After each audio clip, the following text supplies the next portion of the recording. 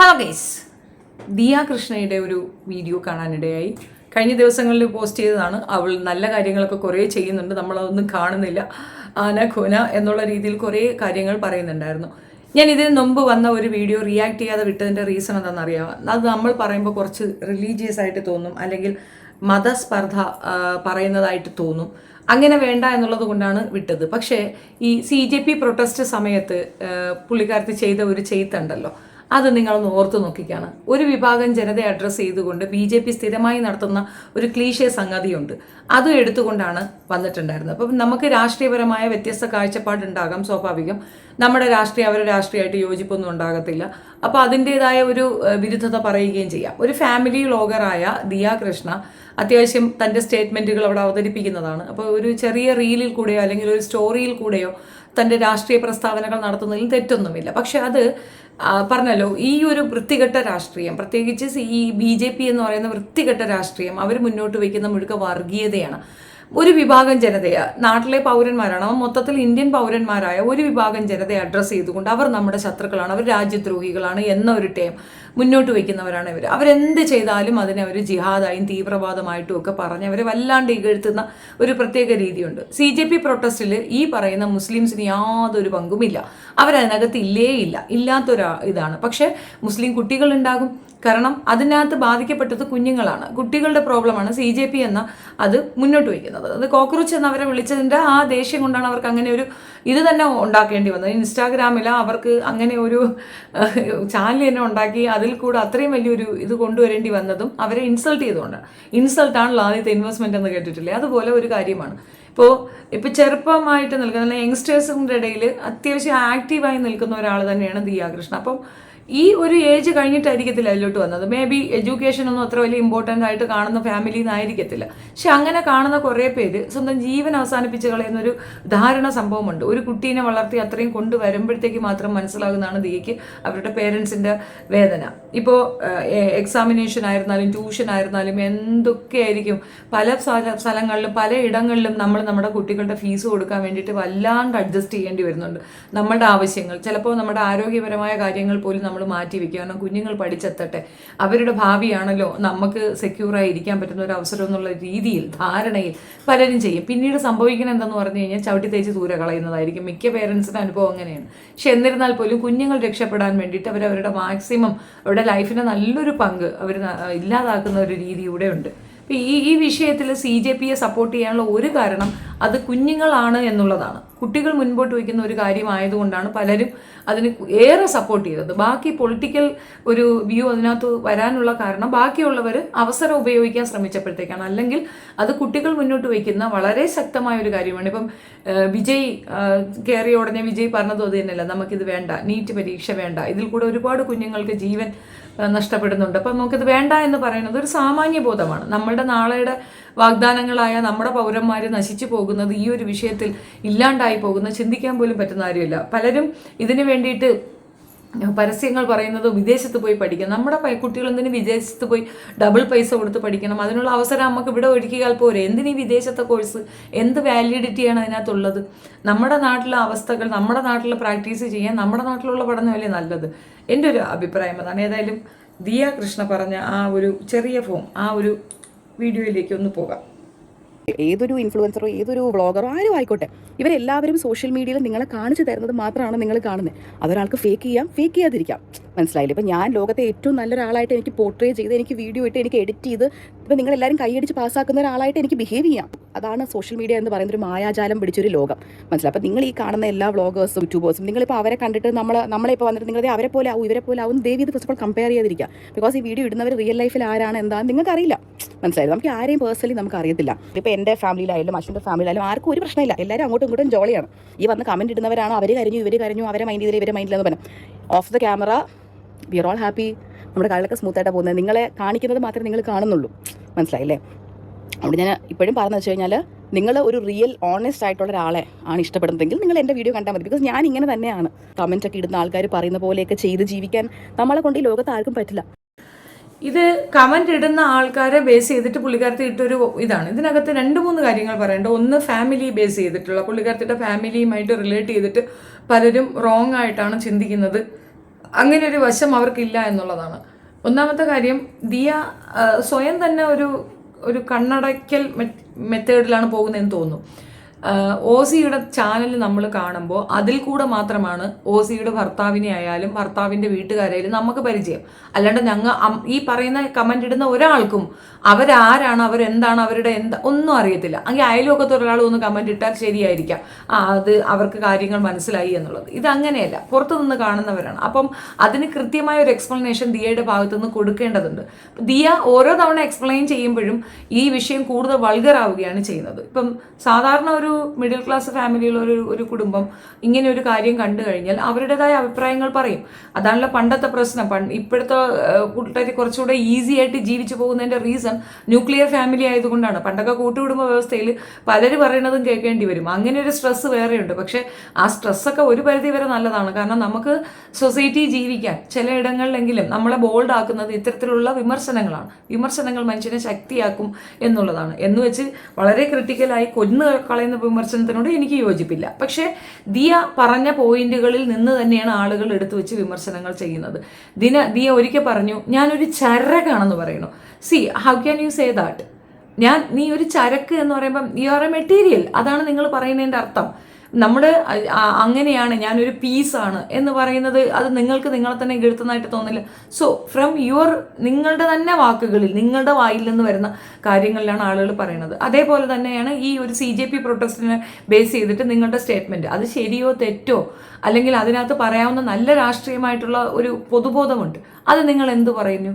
അതിന് നിങ്ങൾ പറഞ്ഞത് ഔറംഗസീബിൻ്റെ ഫോട്ടോയും കൊണ്ടാണ് പോയതെന്ന്. അവസാനം കുട്ടികൾ അത് എടുത്തു വെച്ചിട്ട് അല്ല അത് മോദിയുടെ ഫോട്ടോയാണെന്ന് പറഞ്ഞു. നിങ്ങളൊരു എക്സ്പ്ലനേഷൻ ഇട്ടോ, ഒരു എക്സ്പ്ലനേഷൻ നോട്ട് ഇട്ടോ. നിങ്ങളുടെ ഭാഗത്തു നിന്ന് പിഴ തന്നെയല്ലേ അത്?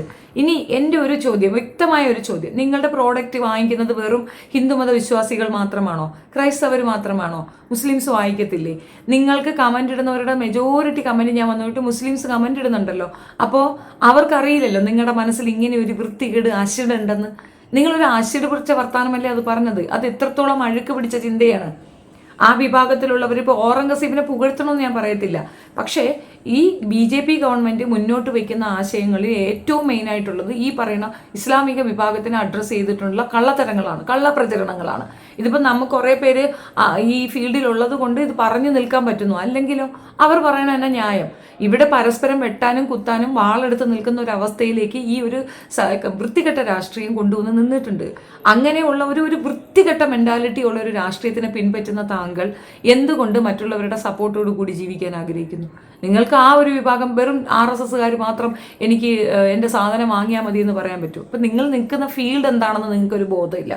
അതിൽ നിങ്ങൾക്ക് മറ്റുള്ളവരുടെ സപ്പോർട്ട് വേണമെന്നുണ്ടെങ്കിൽ നിങ്ങളുടെ നാക്ക് അതുപോലെ ഉണ്ടായിരിക്കണം. ആരുടെയും സപ്പോർട്ട് വേണ്ട, ഞാനൊരു ഇൻഡിപെൻഡൻറ്റ് വ്യക്തിയാണ് എന്ന രീതിയിൽ നിൽക്കുന്നവർക്ക് ഇതൊന്നും ബാധകമല്ല. ആരെന്ത് പറഞ്ഞാലും ഒരു ഉണ്ടാക്കില്ല. ഞാൻ എൻ്റെ കാര്യം നോക്കി പോകും, അല്ലെങ്കിൽ എൻ്റെ അഭിപ്രായങ്ങൾ പറയും. ചിലർ വന്നിട്ട് എനിക്ക് കമൻ്റ് ഇടാറുണ്ട് ഞാൻ വിമർശനങ്ങൾ കേൾക്കാറില്ലെന്ന്. വിമർശനങ്ങൾ ന്യായമാണെങ്കിൽ കേൾക്കും, അന്യായമായ വിമർശനങ്ങൾ കേൾക്കാൻ മാത്രം വട്ടെനിക്കില്ല. അപ്പം ഞാൻ തിരിച്ചു പറയുക തന്നെ ചെയ്യും. അത് ആർക്കെങ്കിലും നോവുന്നുണ്ടെങ്കിൽ ഞാൻ ഇൻഡിപെൻഡൻ്റ് ആയതുകൊണ്ട് തന്നെയാണ്. ഞാനിപ്പോൾ ഫാമിലി വ്ളോഗറെ പോലെ ചോറ് വെച്ചു, കറി വെച്ചു, എൻ്റെ കൊച്ചിൻ്റെ അപ്പി കഴുകി എന്ന രീതിയിൽ ഒരു വീഡിയോ ചെയ്യുന്ന ആളല്ല. എൻ്റെ അഭിപ്രായങ്ങൾ ഞാനിവിടെ പറഞ്ഞു വെക്കണം. അതിനകത്തുള്ള ഡേഞ്ചർ സോണും കൂടെ മനസ്സിലാക്കുക. വളരെ ഹാഷായി വളരെ മോശപ്പെട്ട രീതിയിൽ കമൻറ്റിൽ ത്രൂ കാലങ്ങളായി, ഒന്നും രണ്ടുമല്ല എത്രയോ വർഷങ്ങളായി ഞാൻ കമൻറ്റിൽ ത്രൂ അറ്റാക്ക് നേരിടുന്നവളാണ്. ഞാനത് ഇഗ്നോർ ചെയ്യുന്നു എന്നൊരൊറ്റ കാരണം കൊണ്ടാണ്. അപ്പോൾ നിസ്സാരമായി കുറച്ച് പേര് തിരിച്ചു പറഞ്ഞപ്പോൾ ദിയയ്ക്ക് ഇത് വിഷമമായി തോന്നിയിട്ടുണ്ടെങ്കിൽ ദിയ തൊടുത്തു വിടുന്ന അമ്പിൽ അതിൽ എത്രയോ പേര് ഹേർട്ടഡ് ആകുന്നുണ്ട്. ദിയ ആ ഒരു വിഭാഗം ജനതയെ മുഴുക്ക അഡ്രസ്സ് ചെയ്തുകൊണ്ട് മോശം പറഞ്ഞില്ലേ? കുഴി കുത്തി കഞ്ഞി കൊടുക്കുന്ന കാര്യം വലിയ ഒരു പ്രിവിലേജായി അച്ഛൻ പറയുമ്പോൾ അച്ഛനെ തിരുത്തുന്നതിന് പകരം ആ കാലഘട്ടത്തിൽ അത് എത്രത്തോളം ഭയാനകമാണെന്ന് ആലോചിച്ച് നോക്കൂ. ഈ കാലഘട്ടത്തിൽ ജീവിക്കുന്ന ദിയയ്ക്ക് അത് തിരുത്തണമെന്ന് തോന്നാതെ അച്ഛന് സപ്പോർട്ട് പറയുന്ന ഒരു സീനാണ് നമ്മൾ കണ്ടത്. നായർ സദ്യ എന്ന് പറയുന്നു. ജാതി വിഭാഗീയത പാടില്ല എന്ന് പറയുന്ന ഭരണഘടന അനുസരിച്ച് ജീവിക്കുന്ന നിങ്ങൾക്ക് എങ്ങനെ തോന്നി അങ്ങനെ പറയാൻ? ഭർത്താവ് ബ്രാഹ്മണനായതുകൊണ്ടാണോ? ഭർത്താവ് ഒരു പിലേനായിരുന്നെങ്കിൽ കുറിച്ച് അങ്ങനെ പറയുമായിരുന്നോ? ഒരിക്കലുമില്ല. അപ്പം നിങ്ങൾ പ്രണയിച്ചു. അതേപോലെ ഇതിൻ്റെ ഫാദർ പറയുന്ന ഒരു കാര്യമുണ്ട്, ഞങ്ങളുടെ കുടുംബത്തിൽ പലരും പല ജാതിയിൽ നിന്നാണ് വന്നത്, പല മതത്തിൽ നിന്ന് വന്നേ എന്നൊക്കെ പുള്ളി ഭയങ്കര പ്രസ്റ്റീജായിട്ട് പറയുന്നുണ്ട്. ഇത് താഴ്ന്ന ജാതിയിൽ നിന്ന് ഒരാളെ എടുക്കുമെന്ന് ചോദിച്ചു നോക്കിയാണ്. അപ്പോൾ ഈ പ്രണയം അവിടെ കാണത്തില്ല, ശക്തമായി എതിർക്കും. അത് നമുക്ക് എല്ലാവർക്കും അറിയുന്ന കാര്യമാണ്. ഇരുട്ട് കൊണ്ട് ഓട്ടയടക്കൽ ഈ ഫാമിലിയുടെ സ്ഥിര പരിപാടിയാണ്. ഈ അഹാന വിഷയത്തിൽ അഹാനയുടെ ആർക്കും വെറുപ്പൊന്നുമില്ല. അഹാനയുടെ പിന്നെ സൗന്ദര്യബോധത്തിനെയോ അല്ലെങ്കിൽ അവളുടെ ആ ഒരു ഫാഷനെയോ ഞാൻ ഇതുവരെ അതിനെ ക്രിറ്റിസിസം നടത്താനായിട്ട് പോയിട്ടില്ല. പക്ഷെ അഹാന അതിൻ്റെ പേരമ്മയോട് ചെയ്ത വേല അത് ഒരിക്കലും അക്സെപ്റ്റ് ചെയ്യാൻ പറ്റുന്നതല്ല. ഈ കാലഘട്ടത്തിലെ കുട്ടികൾക്കൊക്കെ ചിലപ്പോൾ അത് അക്സെപ്റ്റൻസ് ആവും. കാരണം അവർക്ക് മുതിർന്നവരെ ബഹുമാനിക്കാൻ അറിയത്തില്ല. മുതിർന്നവരെ ബഹുമാനിച്ചാൽ നിങ്ങൾക്ക് എന്താ കുഴപ്പം? ഇപ്പം ഇത് തന്നെ പറയുന്നത് എങ്ങനെ, give respect and take respect എന്നല്ലേ? റെസ്പെക്റ്റ് ചെയ്താൽ എന്താ? അതിനകത്ത് എന്താ നിങ്ങൾക്ക് നഷ്ടപ്പെടാൻ പോകുന്നത് എന്താണെന്ന് എനിക്ക് മനസ്സിലാകുന്നില്ല. പിന്നെ ഫാമിലി ഇഷ്യൂസ്, നിങ്ങളുടെ ഫാമിലി എന്താണെന്നും നിങ്ങൾ ആ ഫാമിലിക്കൊപ്പം എങ്ങനെയാണെന്നും നോക്കിക്കാണാൻ ആഗ്രഹിക്കുന്നവരുണ്ടാകും. ശരിയാണ്, 99% ഫേക്കാണ്. മിക്ക ഫാമിലി വ്ളോഗേഴ്സും ഫേക്കാണ്. അത് അവർ തല്ലി പിഴിയുമ്പോൾ നമുക്ക് മനസ്സിലാകുന്നുണ്ടല്ലോ. നിങ്ങൾ അത്രയൊന്നും കാണിക്കണ്ട, നിങ്ങൾ റിയലിസ്റ്റിക് ആയിട്ട് കാണിച്ചോ, കുഴപ്പമില്ല. പക്ഷേ ഇൻസൾട്ട് ചെയ്യണേ എന്തിനാ? റോഡിൽ പോകുന്നവരെയൊന്നും എനിക്ക് അങ്ങനെ വിളിക്കാം. റോഡിൽ പോണ അലവലാതിയുടെ മോനെയാണോ നീ കെട്ടിയേക്കുന്നേ? അത് പറയുമ്പം നാക്ക് പിഴവുകൾ ഉണ്ടെങ്കിൽ എഡിറ്റ് ചെയ്ത് ചെയ്യാമല്ലോ. ഞാൻ മിക്കവാറും ഇത് എഡിറ്റ് ചെയ്യാൻ ശ്രമിക്കാറില്ല. അതുകൊണ്ടാണ് എനിക്കിതിങ്ങനെ ഡയറക്റ്റ് ഇട്ട് എനിക്ക് അറ്റാക്ക് കിട്ടുന്നത്. പക്ഷേ ഇവരങ്ങനെയല്ല, പല വീഡിയോസ് എടുത്തിട്ട് ജോയിൻ ചെയ്ത് എഡിറ്റ് ചെയ്താണ് ഇടുന്നത്. അപ്പോൾ അവർക്ക് അറിയത്തില്ല ഈ ഒരു പോർഷൻ പ്രശ്നമായിട്ട് വരുമെന്ന്. അപ്പോൾ അത്ര തലച്ചോറേ ഉള്ളൂ എന്നാണ് അർത്ഥം. പല കാര്യങ്ങളുണ്ട്, 1-2 കാര്യങ്ങളല്ല, ഒരുപാട് കാര്യങ്ങളുണ്ട്. അപ്പം ഞാൻ മുൻപ് ഈ വീഡിയോ കണ്ട സമയത്തും ദിയയുടെ വിഷയം എടുക്കാതിരുന്നത് ഞാൻ പറഞ്ഞാൽ കൂടി പോകും എന്നുള്ളത് എനിക്ക് നല്ല ബോധ്യമുണ്ട്. വെറുതെ ഞാനായിട്ട് അതിനൊരു ബുള്ളിങ് ഇട്ട് കൊടുക്കണ്ട എന്നുള്ള രീതിയിൽ മാറി നിന്നാണ്. കാരണം ഇസ്ലാമിക വിഭാഗത്തിനെ ഒന്നടങ്കം അടച്ചാക്ഷേപിക്കുന്ന രീതിയിലാണ് CJPക്ക് എഗൻസ്റ്റ് ആയിട്ട് പറഞ്ഞ പോസ്റ്റിനകത്ത് കൃത്യമായിട്ടുണ്ട്. അത് ഔറംഗസീബിനെ പുകഴ്ത്തിയാൽ എന്താ കുഴപ്പം? അവർ ഇകഴ്ത്തോ ചെയ്യട്ടെ. ഔറംഗസീബിൻ്റെ ഫോട്ടോ അവർ വെച്ചാൽ ഇപ്പം എന്താ കുഴപ്പം? അതിലിപ്പോൾ എന്താ പ്രശ്നം ഇരിക്കുന്നത്? രാജ്യദ്രോഹിയാണെന്ന് നിങ്ങൾ പറയുന്നോ? ഇപ്പോൾ റീസെൻ്റ്ലി ഇവിടെ കണ്ണൂർ സൈഡിലും കണ്ട ഒരു അധ്യാപകന് സസ്പെൻഷൻ കിട്ടി. ഷൂ നക്കി സവർക്കറിനെ പുകഴ്ത്തിക്കൊണ്ട് എന്തോ ഒരു ക്വസ്റ്റ്യൻ പേപ്പർ ഉണ്ടാക്കിയതിന്. ഷൂ നക്കിയെ നിങ്ങൾക്ക് അംഗീകരിക്കാം, രാജ്യദ്രോഹിയായ ഒരു വ്യക്തിയെ നിങ്ങൾക്ക് അംഗീകരിക്കാം, നിങ്ങൾക്ക് ഇതൊന്നും പറ്റത്തില്ല അല്ലേ? പണ്ടും അധിനിവേശങ്ങൾ ഇവിടെ നടന്നതാണ്. ചരിത്രബോധമുള്ളവരാരും ഇത്തരത്തിലുള്ള നാരോ മൈൻഡഡ് സാധനങ്ങളും കൊണ്ടൊന്നും ഇറങ്ങത്തില്ല. ഞാൻ അതിൻ്റെ ഒന്നും ഡെപ്തിലേക്ക് പോകുന്നില്ല. അതൊക്കെ ഒന്ന് വായിക്കാൻ അച്ഛൻ മകൾക്കൊന്ന് ഉപദേശിച്ചു കൊടുത്താൽ നന്നായിരിക്കും. ഈ രാഷ്ട്രീയ പാർട്ടിയിലേക്ക് വന്ന റോബിൻ ഉൾപ്പെടെ പറയുന്നതാണ് ഞാൻ വർഗീയവാദി അല്ല എന്ന്. ഈ രാഷ്ട്രീയമേ വർഗീയവാദമാണ്, അല്ലാതെ എന്ത് വാദമാണ് അവർ മുന്നോട്ട് വയ്ക്കുന്നത്? ഇനിയിപ്പോൾ ഇതിനകത്ത് മുസ്ലിം ലീഗ് അല്ലേന്ന് ചോദിച്ചുകൊണ്ട് വരുന്നു. ഞാൻ മുസ്ലിം ലീഗല്ല, ഞാൻ ലീഗ് പ്രവർത്തകയല്ല, ഞാൻ കമ്മ്യൂണിസ്റ്റുകാരിയാണ്. എനിക്കിതിനകത്തെ വർഗീയവാദമൊക്കെ എനിക്ക് നല്ല ബോധ്യമുണ്ട്. ഇപ്പം ലീഗിനെതിരെ സംസാരിക്കാനോ ലീഗിനെതിരെ പറയാനോ ഒന്നും എനിക്കൊരു മടിയുമില്ല. തെറ്റാര് ചെയ്താലും തെറ്റെന്ന് പറയുന്നത് തന്നെയാണ് ശീലം. ശരിയാണെങ്കിൽ ശരി. ഈ ഒരു ദിവസം വാങ്ങിയെടുത്തത് ദിയ തന്നെയാണ്. മറ്റാരും ദിയെ നിർബന്ധിച്ചതുകൊണ്ടും തള്ളിക്കയറ്റി കൊടുത്തല്ല. ദിയയുടെ കയ്യിരിപ്പ് കൊണ്ടാണ് ദിയക്ക് ഇത് കേൾക്കേണ്ടി വന്നത് എന്നുള്ളതാണ്. ഞാൻ സീരിയസ് ആയിട്ട് പറയണത്. ദാറ്റ് മച്ച് ആ കുട്ടിക്ക് ഇത് മനസ്സിലാകാത്ത കണക്ക് അഭിനയിക്കുന്നതാണോ, ആയിട്ടും ആകാത്ത കണക്ക് ഒരുമാതിരി പൊങ്ങത്തരം പറയുന്നതാണെന്നുള്ള കൺഫ്യൂഷൻ കൊണ്ടാണ്. ഒരു വ്യക്തിയോട് നമ്മൾ ഇത് എത്ര പ്രാവശ്യമായി ദിയയുടെ ഏറ്റവും നല്ല വശങ്ങളാണ് നമുക്ക് കാണിച്ചു തരുന്നത്. നമ്മൾ ചെയ്ത നല്ലത് പറയാൻ പറ്റുള്ളൂ. ദിയ ചെയ്ത ഒരു നന്മ പറഞ്ഞേ. ദിയയുടെ കൂടെ വർഷങ്ങളോളം ജോലി ചെയ്ത പെൺകുട്ടികൾ അങ്ങനെ ഒരു അബദ്ധത്തിൽ പെട്ടു. അവർ 60 ലക്ഷം രൂപ തട്ടിച്ചു എന്ന് പറയുന്നത് ശുദ്ധ നുണയല്ലേ? വലിയ നുണയാണത്, വളരെ വലിയ നുണയാണ്. ദിയ എത്ര തന്നെ അതിനെ മാനിപ്പുലേറ്റ് ചെയ്താലും അത് വലിയ നുണ തന്നെയാണത്. ആ കുട്ടികളുടെ ഭാവി, അതിനെ തുടർന്നുള്ള പ്രശ്നങ്ങൾ, അത് നിങ്ങളൊന്ന് ഇരുന്ന് ചർച്ച ചെയ്ത് അത് കോംപ്രമൈസ് ചെയ്ത് അവരിൽ നിന്ന് കിട്ടാനുള്ള പൈസയ്ക്ക് കൃത്യമായി പോലീസ് സംവിധാനത്തിൽ ഇടപെട്ട് അത് തീർത്തിരുന്നെങ്കിൽ ആ പ്രശ്നം അത്രയും വഷളാകുമായിരുന്നോ? അതില്ല. പക്ഷെ അവരങ്ങ് നശിപ്പിക്കണം. നമുക്ക് ശത്രുവായി നിൽക്കുന്നവരെ നമ്മൾ ഇല്ലാണ്ടാക്കണം. ആ ഒരു ചിന്താധാരയുണ്ടല്ലോ. എന്നും എക്കാലത്തും എല്ലാവരെയും ശത്രുക്കളായി കണക്കാക്കുന്ന മനോഘടനയ്ക്ക് എങ്ങനെയാണ് ദിയ നല്ലത് പറയാൻ തോന്നുക? നന്മ എന്ന് പറയുന്നത് എന്താണ്? പിന്നെ ആ തൻവി പറഞ്ഞു നല്ലതാണ് താനെന്ന്, താൻ വ്യത്യസ്തയാണ്. അതിൻ്റെ കാരണവും ഞാൻ പറഞ്ഞുതരാം. തനിക്ക് ഈ കുടുംബത്തിൽ അത്ര വലിയ അക്സെപ്റ്റൻസ് ഇല്ല. താൻ പലയിടങ്ങളിലും അത് സൂചിപ്പിച്ചിട്ടുണ്ട്. അപ്പോൾ കുടുംബത്തിന് എഗൻസ്റ്റ് ആയിട്ട് നിൽക്കുന്ന ഒരു വ്യക്തിക്കൊപ്പമേ തനിക്ക് ചേരാൻ പറ്റൂ. അപ്പോഴും താൻ കുടുംബത്തിന് ദ്രോഹം ചെയ്യുന്ന ഒരാളാണ്. തന്നെ എങ്ങനെയാണ് ഞങ്ങൾ നല്ലതെന്ന് പറയുക? ചെയ്യുന്ന പ്രവൃത്തിയിലുണ്ടല്ലോ. പിന്നെ ഭർത്താവ് കുറച്ച് ബിലോ പോവർട്ടി ലൈനിലുള്ള ഒരാളായിരുന്നു. അതുകൊണ്ടായിരിക്കാം പുള്ളിക്കാരനിക്ക് തൻ്റെ ഫിനാൻഷ്യൽ സ്റ്റാറ്റസും തൻ്റെ ഈ പ്രധാനമന്ത്രിയെ കാണാൻ പോകാൻ വരെയുള്ള ഒരു അക്സെപ്റ്റൻസും ഒക്കെ കണ്ടപ്പോൾ പുള്ളിക്ക് താനെന്തോ സംഭവമാണെന്ന് തോന്നിയിട്ടുള്ളത്. അതുകൊണ്ടായിരിക്കും അങ്ങനെ ചെയ്യുന്നത്. പെണ്ണുങ്ങളെ റെസ്പെക്ട് ചെയ്യുന്ന ആണുങ്ങൾ എപ്പോഴും അപ്രീഷിയേറ്റ് ചെയ്യേണ്ട കാര്യമുണ്ട്. പക്ഷേ അയാൾക്ക് നേരിട്ട് അപമാനത്തിന് തനിക്ക് എന്തെങ്കിലും പറയാനുണ്ടോ? ഞങ്ങൾ കാണുമ്പോൾ ഞങ്ങൾക്ക് മനസ്സിലാകുന്നുണ്ട് അയാൾ അപമാനിതനാകുന്നു. തനിക്കത് ഇറ്റ് ഈസ് ഓക്കെ, ഹൽദി വല്ലി എന്നായിരിക്കാം. ഒൻസിന്നെ വയൽ അയാൾ ആയ തുറക്കുമ്പം ഇതൊക്കെ സത്യമാണെന്ന് മനസ്സിലാകും. ഒരിക്കൽ ട്രോഫിയും കൊണ്ട് വീട്ടിലേക്ക് വരുന്ന ആ പയ്യനെ ഇവള് മൈൻഡ് പോലും ചെയ്യുന്നില്ല. ഇവളെ നല്ല കുടുംബത്തെ ആരും സിന്ധുവിൻ്റെയൊക്കെ അഹങ്കാരം കണ്ടല്ല കാലേ വരെ നിലത്തടിക്കാൻ തോന്നും. അമ്മാതിരി ഭാവത്തിലാണ് ആ പെണ്ണിരുന്നത്. അവൻ്റെ വീട്ടിലേക്കായിരുന്നെങ്കിൽ ആ അമ്മ ഓടി വന്ന് ആ ട്രോഫിയെങ്കിലും എടുത്തു വെച്ച് നോക്കും. എവിടുന്നാ കിട്ടി എന്താന്ന്. അവൻ കടയിൽ നിന്നൊന്നും ഉള്ളിപ്പറക്കൊണ്ട് വന്നതല്ലല്ലോ. ആ റെസ്പെക്റ്റാണ്. ചിക്കൻ കൊടുക്കാറ്, ചിക്കൻ പീസ് എൻ്റെ മോക്ക് വെച്ചാൽ അവന് കൊടുക്കണ്ട എന്ന് പറയുന്നു. അത് കേൾക്കുന്ന സാധാരണ വീട്ടമ്മമാർക്ക് ദേഷ്യം വരും. നമ്മുടെയൊക്കെ വീട്ടിൽ മരുമക്കളെന്ന് പറഞ്ഞാൽ രാജാക്കന്മാരാണ്. അവർ വന്നു കഴിഞ്ഞാൽ അത്രയാണ്, പാട്ട് തന്നെ കേട്ടിട്ടില്ലേ, അപ്പോൾ തരങ്ങളെല്ലാം എമ്പാടും ചുട്ടമ്മായി മരുമോനിക്കായിട്ട് ഉണ്ടാക്കി എന്ന് പറഞ്ഞിട്ട് പാട്ട് തന്നെ കേട്ടിട്ടില്ല. അങ്ങനെയാണ് നമ്മൾ കൺസിഡർ ചെയ്യുന്നത്. അല്ലാതെ വെറും ഒരു പട്ടിയെ പോലെ കൺസിഡർ ചെയ്യുന്ന രീതി നിങ്ങൾക്കുണ്ട്. അത് മാത്രമല്ല, ഇവരുടെ വിവാഹത്തിന് മുമ്പുള്ള ഒരു ഇൻസിഡൻറ്റ് പറയാം. ഇവരുടെ വീട്ടുകാർ വന്ന സമയത്ത് ഇവരെല്ലാവരും പാക്കറ്റ് ഫുഡ് വാങ്ങിച്ചു കൊണ്ടുവന്ന് കൊടുക്കുന്ന ഒരു ടൈം കണ്ട് നമ്മളെല്ലാവരും വിമർശിച്ചിട്ടുണ്ടായിരുന്നു. പക്ഷെ അതിനകത്തൊരു വസ്തുതയുണ്ട്. ഇവർ ഓൾറെഡി മാരീഡാണ്.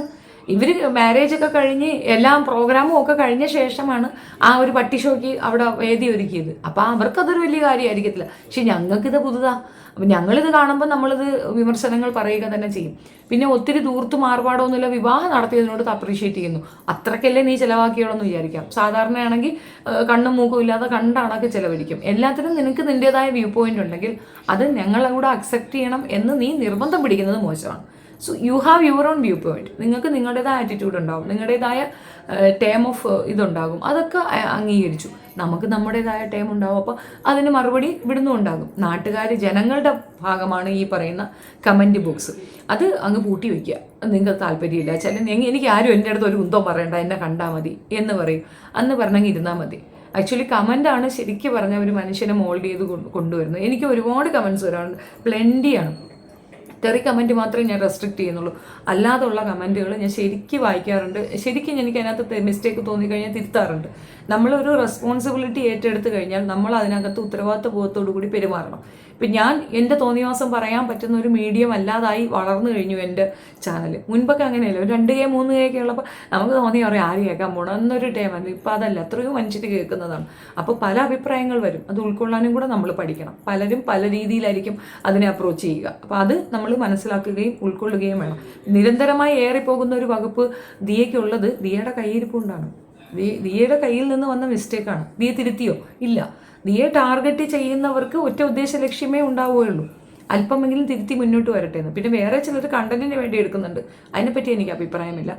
ഈ വിഷയത്തിൽ ഇത്രയെങ്കിലും പറയണമെന്ന് തോന്നി. അന്നത്തെ ആ CJP പ്രൊട്ടസ്റ്റിന് എഗൻസ്റ്റ് ഇട്ട പോസ്റ്റിൽ തന്നെ ഇനി ശരിക്കും പുച്ഛവും വെറുപ്പും തോന്നിയിരുന്നു. നിങ്ങളൊരു ബിസിനസ് ഫൈം കൊണ്ടു നടക്കുന്ന വ്യക്തിയാണ്. നിങ്ങൾ എല്ലാ തരത്തിലുള്ള ആൾക്കാരുമായിട്ട് സമത്വപരമായിട്ട് പോകണം. അല്ലാതെ നിങ്ങളുടെ രാഷ്ട്രീയം നിങ്ങളുടെ ബിസിനസ്സിൽ കൊണ്ടുവന്നു കഴിഞ്ഞാൽ നിങ്ങൾ ഫ്ലോപ്പായി പോകും. അത് 100%.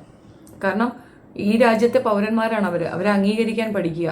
അല്ലാതെ അവരെ ഇപ്പോൾ ചവിട്ടി തേച്ചിട്ട് എനിക്ക് മുന്നേറാമെന്നുള്ള ആ ഒരു BJP രാഷ്ട്രീയ ചിന്താധാരയും കൊണ്ടുവന്നാൽ പൊളന്നു പോകും എന്ന് മാത്രമേ എനിക്ക് പറയാനുള്ളൂ. നിങ്ങളുടെ അഭിപ്രായം കമൻറ്റിൽ പറയുക. നന്ദി.